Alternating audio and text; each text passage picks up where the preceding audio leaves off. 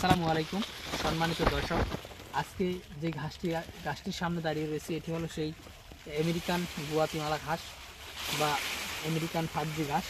দর্শক, এই ঘাসটি খুবই নরম মিষ্টি ঘাস, পাশাপাশি এই ঘাসটি খুবই রসালো স্বাদযুক্ত। বিশেষ করে এই ঘাসে 22 থেকে 25% প্রোটিন এবং 35% ক্যালসিয়াম, ভিটামিন, প্রোটিন, মিনারেল সব উপাদান কিন্তু এই ঘাসে পর্যাপ্ত পরিমাণে রয়েছে।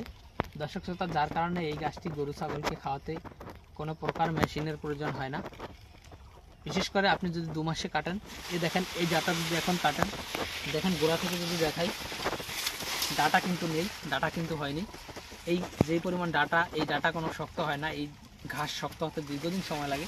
আর উপরের দিকে যদি আপনাদেরকে দেখাই যে কী পরিমাণে পাতা, এই পাতাগুলি খুব সহজেই মেশিন ছাড়া খাওয়ানো যাবে।